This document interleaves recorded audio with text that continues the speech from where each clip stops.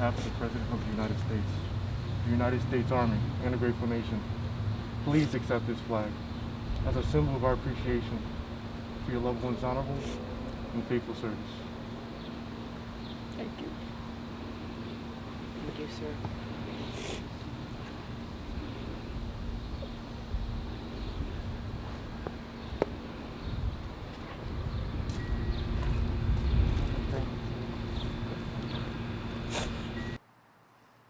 Hello everybody, I'm Brandon, Bobby's nephew, and I've been fighting these tears for a few days now, but I know he'd be very happy that everybody's here, and I know everybody here's got a unique story about my uncle and a fun, fantastic moment that, you know, something that's too unbelievable unless you were there.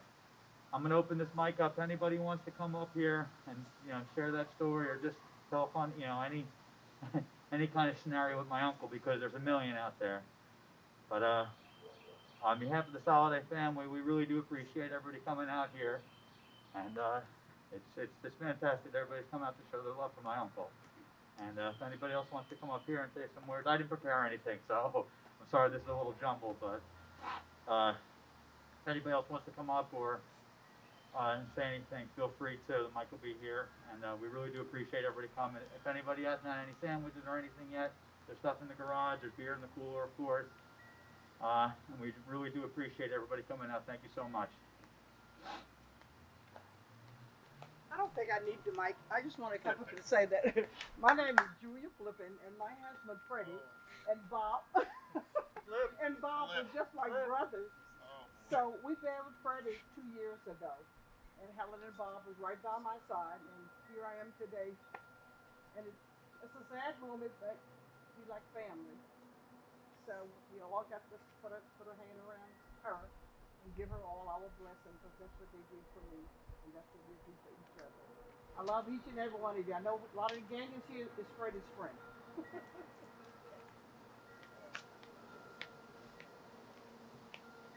Thank you. I guess I might as well say something. You always do. I met Bob in 1965. First place we went was Flemington Speedway with Helen, and that's where I got hooked on racing. And I became a car owner after that. And Bob helped me build my first car, and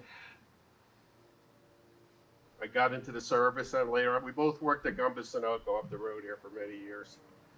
And when I got out of the service, Christmas Eve, 1971, Bob had called all day. So my mother said, Bob, he's been on the phone all day with me. What the hell does he want? I said, I know what he wants. He wants to go out drinking. So I didn't have a car because my Corvette was apart, so we borrowed my brother's car. And we got in a hell of a wreck that night. We destroyed his car. We almost got killed, and I got arrested. But through it all, Bob was always a good friend. And for the last 2 years, I've been taking care of veterans at Robert Wood. I've taken care of 4,200 veterans in 2 years. I've been to many funerals, but I helped a lot of veterans through the way, and I was a patient there for 5 months 6 years ago, so I'm just giving back for what they did to me. Thank you.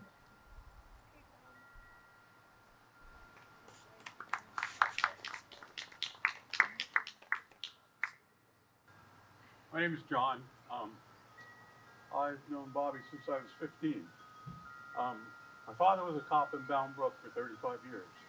And Mr. Solliday always referred to me as the cop's kid. Okay? You couldn't get into trouble if you were with the cop's kid. But the first time I ever got arrested was with Bobby. The first time I ever got a speeding ticket was with Bobby. The first time I ever stole hubcaps was with Bobby, okay?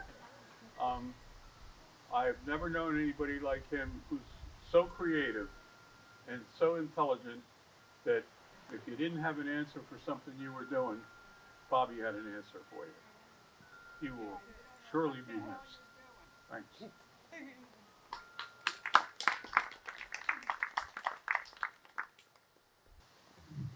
Hello, everybody. My name is Leona Sickle.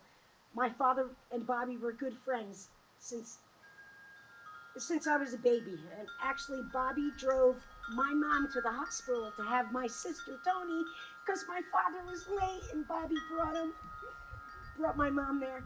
But anyway, I remember one time sitting at my father's kitchen table because everybody used to work in the garage and everything, building stock cars, and we were always together every Saturday afternoon getting ready to go to Flemington. So one time I just really didn't want to go, and Helen and Bobby were going to watch my father's children, and I go, oh, I know how, to myself, I go, if I spill this coffee on him, he can't go to the races because he'll have to go home and get changed. And that was, I thought, was going to be my way to not go to the race too. But it was great. I never forgot that. And I didn't even get in trouble. But I had a lot of really good special times. And Bobby Solliday actually saved my brother John's life in a fire back in 1984, maybe. The stock car blew up right up, on them. And Bobby grabbed John and gave him a good roll and saved him, period. And we're really grateful. He had our families back. Thanks. Just God bless him and everybody here.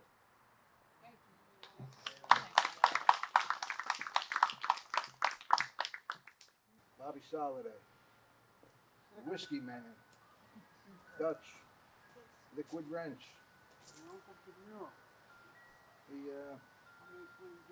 He was a mechanic, he was a gentleman, scholar, exceeded by his kindness, generosity, and good looks. Bobby, he was my friend. He was a brother to me. Gonna miss him.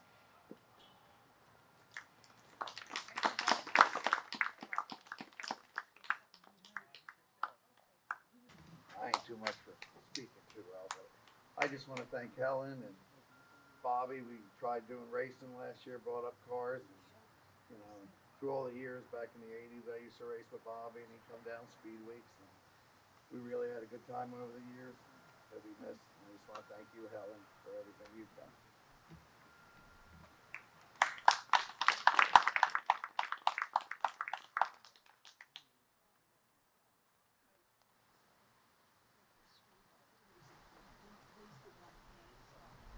Well, I normally don't do this, but Bobby always referred to me as Bean because we had a racing, a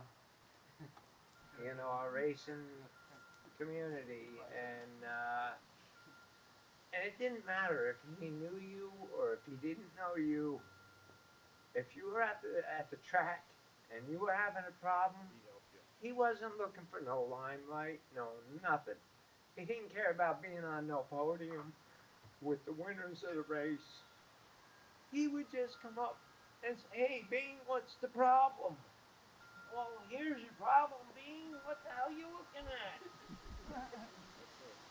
That's why the damn thing's going left on you, because your damn rod is all out to the right over here and everything else. And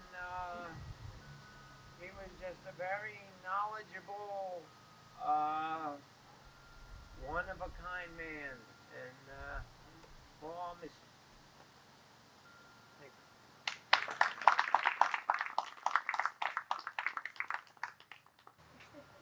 All right, I might have more words now.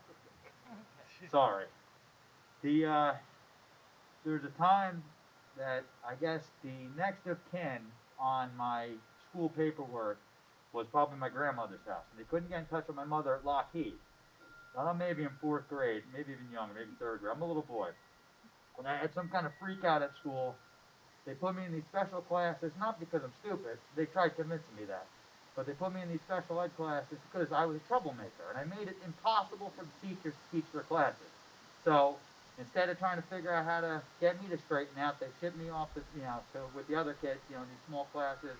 And we're going to teach you slower so you catch up, which never made any sense to me. So one day I'm real frustrated, I'm in these classes and I have a freak out. I'm like, what the hell am I even doing in here?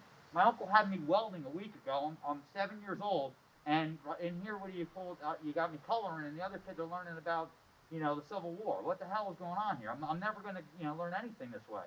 And no, Brandon, calm down. Brandon, no, I'm not calming down. It's not happening. I got to get out of these stupid classes. So I'm freaking out. They send me to the principal's office. They can't get in touch with my mother at work. So they go down the list. They call over here to get my grandmother. She's the next on the list. I guess she was at the senior citizens home. They get my uncle. Him and Robert show up. Second I see them, I'm not pissed off anymore. Bean, what's wrong? And I tell him the whole story. Well, he goes, the only idiots in this room are these teachers. And he goes, I had you welding a week ago. I don't think any of these people could turn a wrench, let alone hold a welding torch. That's him. But from then on, my uncle has always been my biggest champion. You know, when I'm screwing up, he, let me know it. But he knew that they were trying to convince me there was something wrong with me. And my uncle, made sure from that day on that, one, I knew there's nothing wrong with me, and his expectations of my intellect were, he goes, no, you're Solliday. You're like my father behind me, and you're like me, Brandon. We might not be like the rest of them, but you're not stupid, and don't ever let any of them people convince you. And that was a moment in my life, that meant so much to me. So, and I was going down a path where these teachers were literally convincing me I was stupid. And Uncle Bobby's like, no, the only idiots in those rooms were everybody else but you. So that's something, I had to bring that up.